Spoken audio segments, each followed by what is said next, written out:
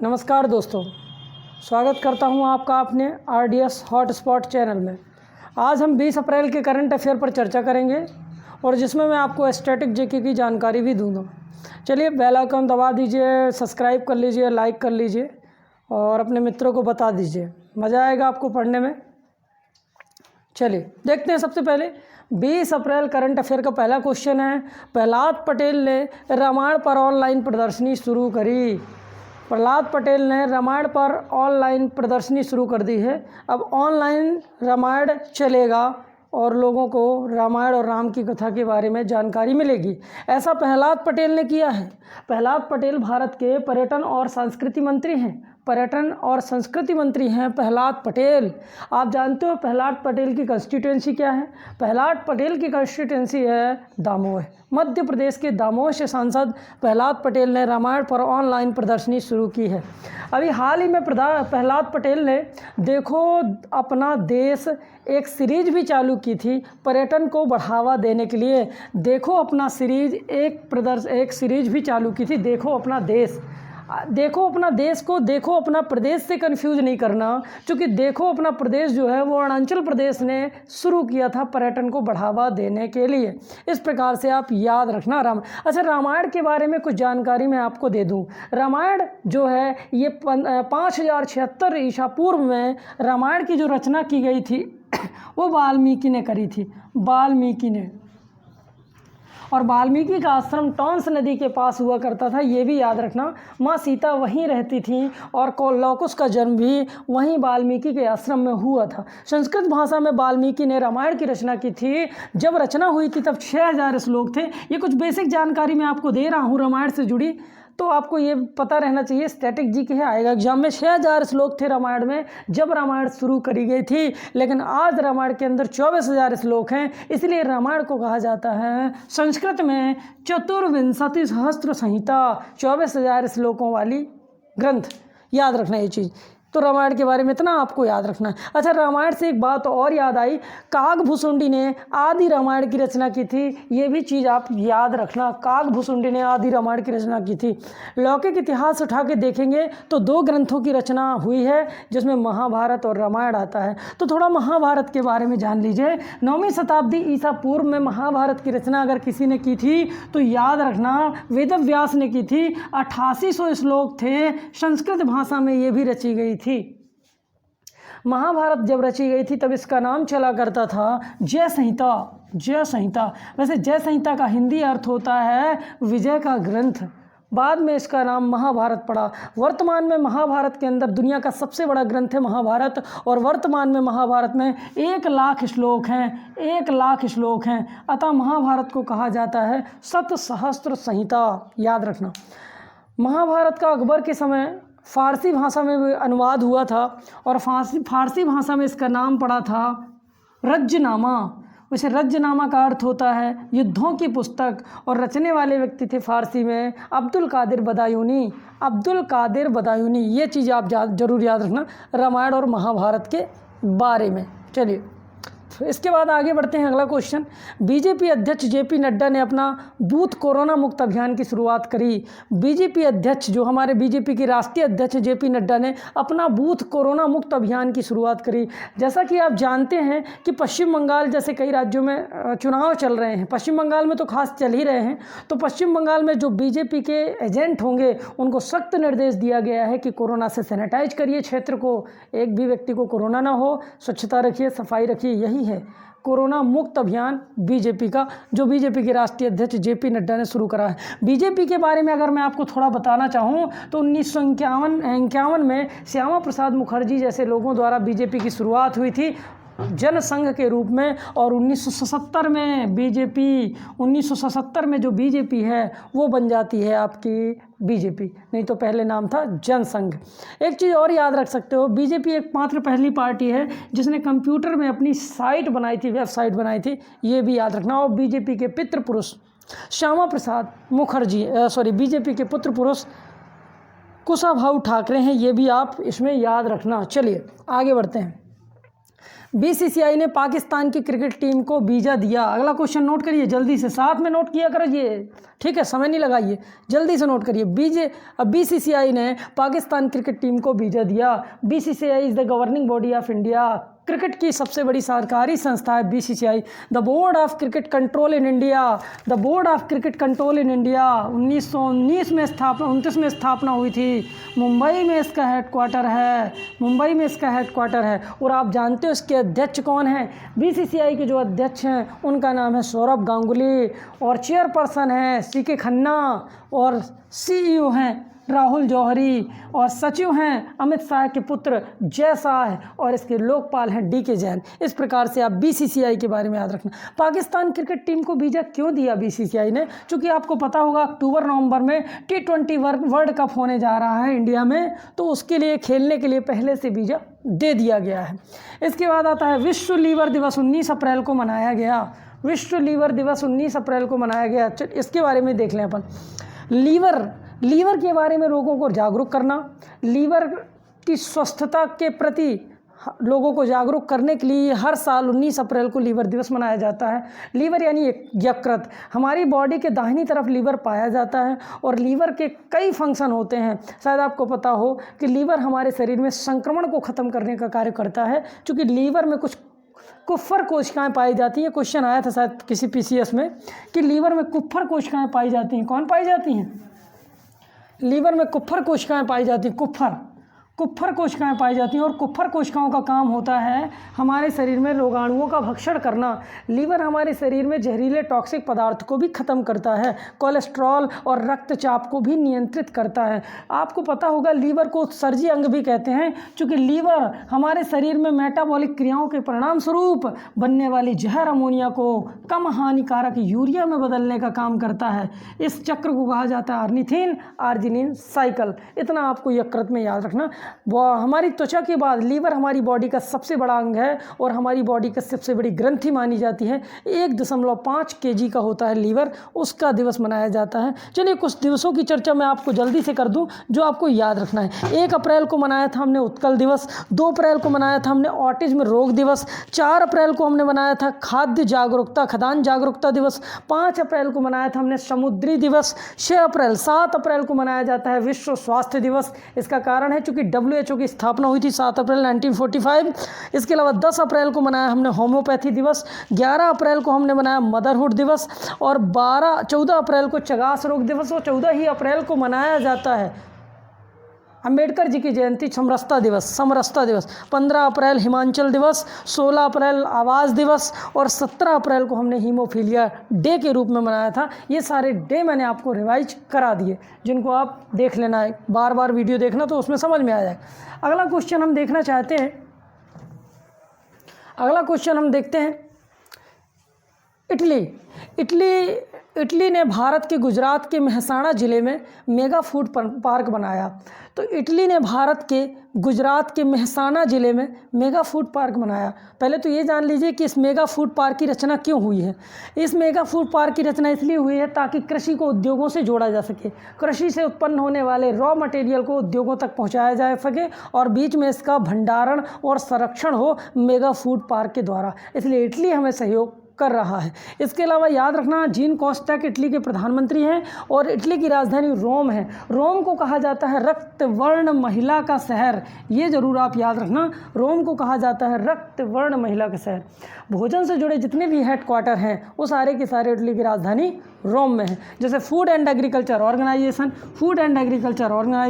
और world food programme, ये सारे आपको हेडक्वार्टर कहाँ मिलेंगे? रोम में ही मिलेंगे। इटली को यूरोप का भारत क्यों कहते हैं? ये क्वेश्चन आप जान लीजिए। इसका भी कारण बताता हूँ मैं। इटली को यूरोप का भारत इसलिए कहते हैं क्योंकि पो नदी, भारत के समान गंगा नदी, उसी प्रकार इटली में पो नदी। आल्पस पर्वत, भारत में हिमालय पर्वत, और इटली में हिमालय के समान आल्पस पर्वत है। भारत एक कृषि प्रधान देश है, चूँकि 82% लोग खेती पर डटे हुए हैं।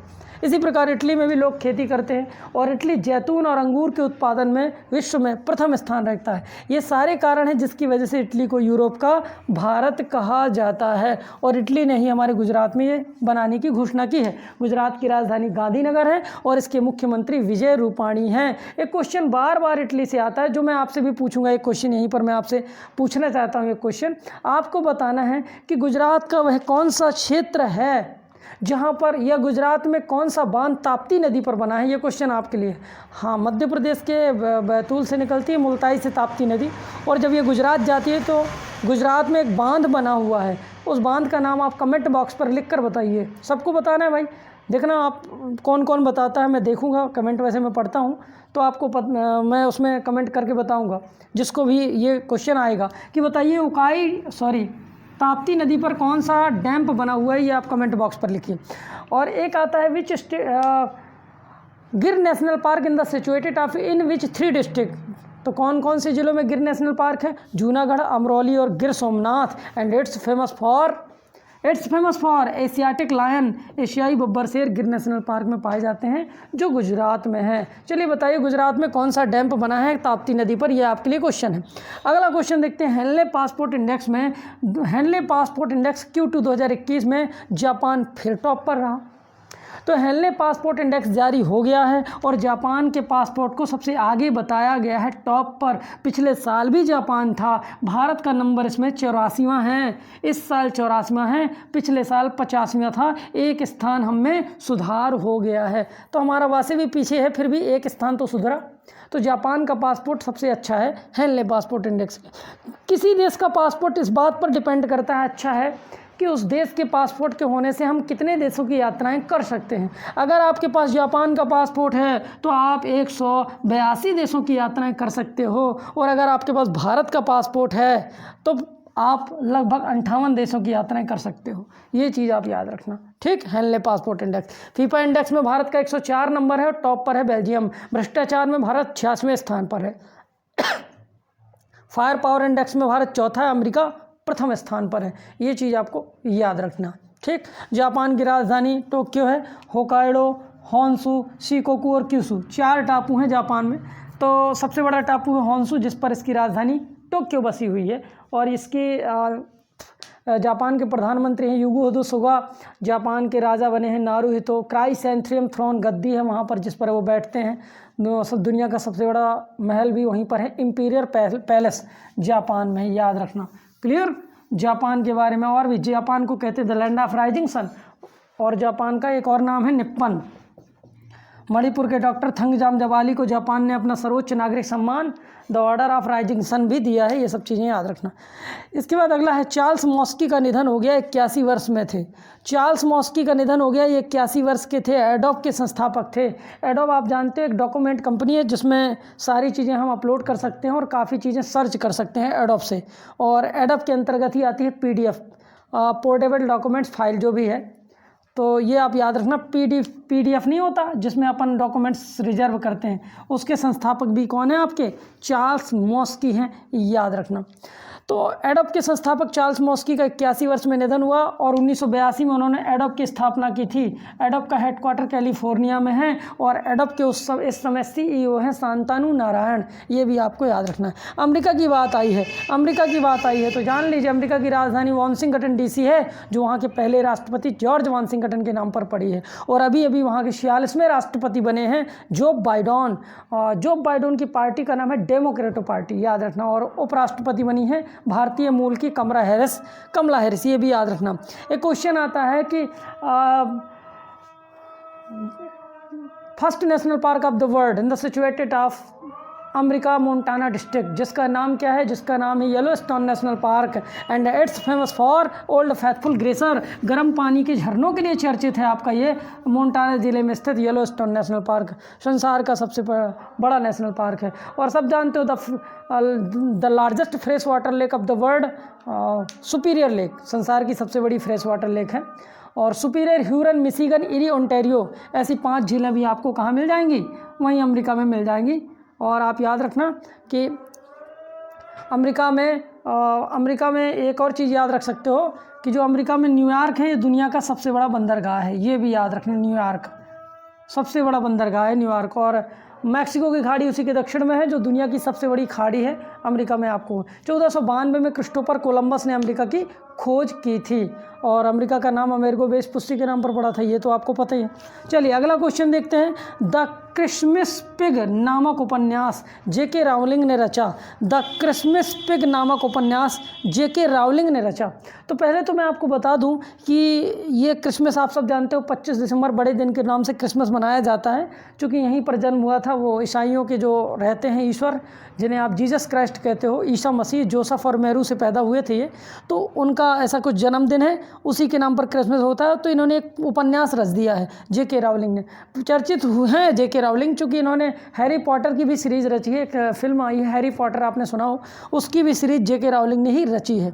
तो याद रखना। उपन्यास से मैं अगर कुछ क्वेश्चन पूछना चाहूँ, अगर आप बता दो, तो पहला क्वेश्चन तो उपन्यास से ये है कि भारत का पहला पूर्ण उपन्यास है चंद्रकांता, देविका नंदन खत्री ने रचा है चंद्रकांता, याद रखना चंद्रकांता, चंद्रकांता। और इसके अलावा अगर मैं आपसे कहूँ कि जो एक उपन्यास था, जिस उपन्यास का नाम है मंगलसूत्र, ये मुंशी प्रेमचंद का अधूरा उपन्यास है, ये भी आपको याद रखना है, मुंशी प्रेमचंद का उपन्यास। से एक क्वेश्चन मैं आपसे भी पूछना चाहूँगा, आप मुझे ये बता दीजिए कि आंध्र प्रदेश का पूर्ण उपन्यास कौन सा है, बताइए। लिखिए कमेंट बॉक्स पर, सबको कह रहा हूँ कमेंट बॉक्स पर लिखकर बताना है, ठीक है। आपको ये चैलेंज समझ लीजिए, आपको बताना है कि आंध्र प्रदेश का तेलुगु भाषा में रचा हुआ पूर्ण उपन्यास कौन सा है, आपको लिखकर बताना है ये कमेंट बॉक्स पर। आगे बढ़ते हैं, अगला क्वेश्चन है, देखिए। और पुस्तकें अगर आपको जानना हो तो बता सकता हूँ, ढेर सारी पुस्तकें हैं। जैसे आपको पता होगा अमेजिंग अयोध्या पुस्तक, अमेजिंग अयोध्या नीना रॉय की पुस्तक है, और विशेष quote to win Nirupama Yadav की पुस्तक है। इसके अलावा टुमारो डाइवर्सिटी वंदना शिवा की पुस्तक है। संरक्षण और विनाश सरला बहन की पुस्तक है। धरती की पुकार सुंदरलाल बंगुड़ा की पुस्तक है। और माई फादर एम बराक ओबामा की पुस्तक है। Jinnah's success role in history, ये पुस्तक है इस्तिहाक अहमद की। और कोरोना कविता काल श्रीधरन पिल्लई की पुस्तक है, याद रखना, मणिपुर के शायद राज्यपाल हैं। ऐसी बहुत सारी पुस्तकें हैं, जैसे दलस्सी राधा भाटिया की पुस्तक है। और याद रखना उर्जितार पटेल की पुस्तक क्या है, क्या आप बता सकते हैं? उर्जितार पटेल की पुस्तक आप बता सकते हैं? चलिए आपके लिए कमेंट बॉक्स में लिख के बताना है। उर्जितार पटेल जो भारतीय रिजर्व बैंक के गवर्नर रह चुके हैं, उनकी पुस्तक आपको बताना है। जस्ट डायल कंपनी के ब्रांड एम्बेसडर रणवीर सिंह बने। जस्ट डायल कंपनी के ब्रांड एम्बेसडर रणवीर सिंह बने। आप जानते हो रणवीर सिंह कौन है? हमारे अभिनेता हैं रणवीर सिंह। तो रणवीर सिंह जो फिल्म इंडस्ट्री के अभिनेता हैं, उनको बनाया गया है जस्ट डायल कंपनी के ब्रांड एम्बेसडर। मैं आपको बता चुका हूँ, ब्रांड एम्बेसडर सोशल इम्पैक्ट वाले लोगों को ही बनाया जाता है, तो इनको बनाया गया है। अब ये प्रचार करेंगे जस्ट डायल कंपनी का। इसके अलावा कल मैंने आपको बताया था ग्लोबल टेक्नो कंपनी, इसमें आयुष्मान खुराना को बनाया गया था ब्रांड एम्बेसडर, याद रखना। वीवो कंपनी के विराट कोहली हैं। और सिएट टायर के बनाए गए थे राणा दग्गुवती। कौशल भारत अभियान के हैं प्रधानमंत्री नरेंद्र मोदी ब्रांड एम्बेसडर। और अगर मैं आपसे पूछूं बेटी बचाओ बेटी बढ़ाओ और माँ अभियान की हैं माधुरी दीक्षित। निर्मल भारत अभियान की हैं विद्या बालन। और हेपेटाइटिस जीएसटी और दरवाज़ा बंद करो अभियान, इसके ब्रांड एम्बेसडर आपको याद रखना है नरेंद्र मोदी हैं, अमिताभ बच्चन हैं। इस प्रकार आप ये सारे ब्रांड एम्बेसडर याद रखना। भारत पे के सलमान खान है और फ़ोन पे के आमिर खान है। और जल से नल अभियान के भी आमिर खान ब्रांड एम्बेसडर बनाए गए हैं।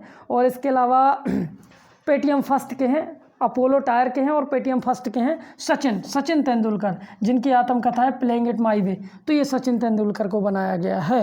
लास्ट क्वेश्चन है, स्पेस एक्स क्रू मिशन में 4 अंतरिक्ष यात्री जाएंगे। तो देखो नासा का एक मिशन जा रहा है स्पेस एक्स क्रू मिशन, इसमें 4 अंतरिक्ष यात्रियों को 22 अप्रैल 2021 को अंतरिक्ष में भेजा जाएगा। 22 अप्रैल 2021 को अंतरिक्ष में भेजा जाएगा। 22 अप्रैल को इसलिए भेजा जाएगा क्योंकि 22 अप्रैल होता है विश्व पृथ्वी दिवस, इसीलिए 22 अप्रैल को स्पेस एक्स मिशन के अंतर्गत 4 अंतरिक्ष यात्री आएंगे। स्पेस एक्स आपको पता होगा एलॉन मस्क की कंपनी है, और इसके साथ सहयोग में है NASA, national aeronautics space administration. NASA दुनिया की सबसे बड़ी अमेरिका की स्पेस एजेंसी और स्पेस एक्स दोनों मिलकर एक मिशन लॉन्च कर रहे हैं, जिसके तहत 4 अंतरिक्ष यात्री जाएंगे 22 अप्रैल 2021 को। एक रहेगा यूरोपियन अंतरिक्ष एजेंसी का, एक रहेगा JAXA, Japanese aeronautics space administration, Japan की स्पेस एजेंसी से, और 2 रहेंगे आपके अमेरिका के नासा से। इस प्रकार 4 लोग अंतरिक्ष में जाएंगे 22 अप्रैल को। इस प्रकार आप ये याद रखना। नासा की स्थापना 1958 में हुई थी। नासा का हेडक्वार्टर डीसी में है, वाशिंगटन डीसी में है। और नासा के अध्यक्ष जिम ब्रेडस्टीन। और नासा का आदर्श वाक्य बेनिफिट फॉर द ऑल, ये चीज़ याद रखना। और इसरो भारत की स्पेस एजेंसी है, ये भी याद रखना है। इसी ने अभी 6G नेटवर्क भी लॉन्च करा था और नोकिया की मदद ली थी नासा ने ही, याद रख। और सेंटिलिज एक उपग्रह लॉन्च किया था समुद्र की निगरानी के लिए, सेंटिलिज उपग्रह लॉन्च किया था। इस प्रकार आपके 10 मोस्ट इंपॉर्टेंट क्वेश्चन 20 अप्रैल के ख़त्म होते हैं। आपको देखना है, वीडियो पूरी देखना है, इससे ही आपको लाभ होगा। मेहनत करके बनाया जा रहा है, हालांकि ज़्यादा कोई ख़ास हम लोगों को फ़ायदा नहीं होता है वीडियो बनाने से, फिर भी आप लोगों को ज़रूर इससे फ़ायदा होगा। तो ये पूरा वीडियो आपको पूरा देखना है और लास्ट में लाइक भी करना है, कमेंट भी करना है और शेयर करिए, अपने मित्रों को बताइए। ऐसी आशा करता हूँ मैं आपसे और धन्यवाद, नमस्कार।